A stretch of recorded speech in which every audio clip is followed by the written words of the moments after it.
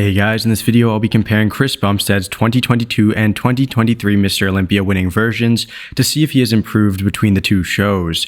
I'll be using his posing routine video footage as well as scaled pictures for extra reference in order to assess these two versions. Keep in mind that angles and lighting are things that change between shows, which can have a very small impact but a noticeable one on his height and conditioning in some of the poses. Now before the video does start, if you guys could like and subscribe, it would be much appreciated as I am trying to hit 10k subs. With that all being said, let's get into this video. Alright, so the first pose of Chris's routine is the front lat spread, an extremely dominant pose for him. Something I see immediately off the bat in terms of improvements is an improvement in his hairline, which looks to be a bit better than last year. But in all seriousness, both versions look outstanding and seem to be in very similar conditioning from head to toe. Chris's 2023 version does fill out the pose more in the lats, however that could be due to the lower camera angle of the video. 2022 does look to have slightly better conditioning and crispness in the shoulders and arm separation, and looks to be drier overall in the legs and upper body. Here's a look at a side-by-side picture, and here you can see that both years present very comparable dry conditioning. There seemed to be a much larger disparity in conditioning from the video footage. However, here Chris looks equally as conditioned in 2023 and showcases those crazy lats. The front double is the second pose, and here you can see one major difference immediately, that being his fixed bicep in 2023.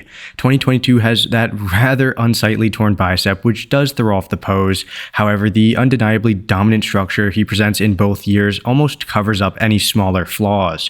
2023 does look to be much cleaner overall, possessing no visible injuries.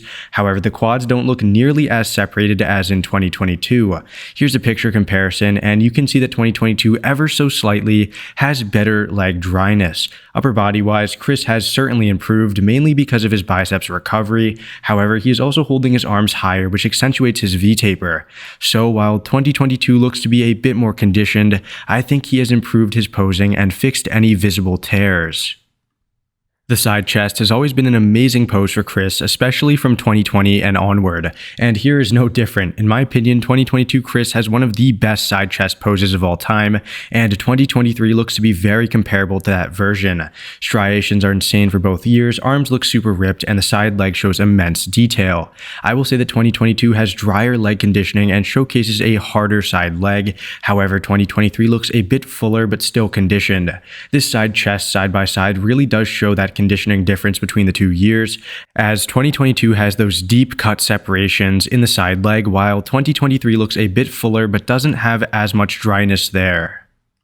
The rear double is a lights out pose for Chris in both years really. Apparently Chris was unable to train his lats up until something like 5 weeks out because he tore one of them, so looking at these two pictures I am not surprised to see that there isn't a drastic difference in his back. If anything, 2022 has way better glute separation and looks to be a bit more polished from head to toe, but 2023 does have zero visible flaws apart from maybe his torn hamstring, which really hasn't affected him, and it was present in both years and throughout his entire career basically, so it looks pretty fine to me. But he does look a bit watery in 2023 in the lower half compared to 2022. This second look confirms what I'm talking about, as both years have very impressive upper bodies with similar levels of condition. However, 2023 does lack the same definition in the glutes. Apart from that, 2023 Chris does pose better, holding his arms a lot higher, which does look better to me.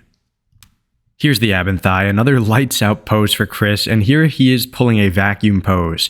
I asked the question a little while ago about whether or not vacuums should count as an Aban Thigh, and there seemed to be lots of debate. I personally think it's fair game, as the whole idea of bodybuilding is to showcase your best physique while minimizing your weaknesses. Now, looking at these two versions, it is definitely clear that the shape and silhouette are there in both years. Honestly, I can't really see any differences, so let's take a look at a second image. Yeah, looking at both, it's extremely hard to see any noticeable changes, negative or positive. Quads look great for both, V-tapers are exceptional, and the conditioning looks spot on. The most muscular is the last pose in this list, and honestly, regardless of if Chris has made any significant improvements, I really don't see anyone in Classic coming close to this level of density in this pose. Both years have incredible delts though, chests and arms, crazy quads, and very tiny midsections. Chris does look to be a bit wider here in 2023, shoulder to shoulder, but that is definitely due to his posing style, which I do prefer. Conditioning is basically the same in the upper half, with the lower bodies looking to be very similar as well. Alright guys, that about does it for this comparison. Chris mentioned that he has established the look for classic physique, and I do believe he is right. He could come in a little bit less conditioned, fuller, or a bit flatter but still ripped, and still win in my opinion. Although he didn't make dramatic improvements like he did from 2019 to 2020, I still think he brought a very impressive, dominating physique to the stage this year. Let me know down below what you guys think though. Do you believe that Chris should have won? Anyways, if you guys did enjoy, please consider liking and subscribing, and I'll see you on the next one. Thanks for watching.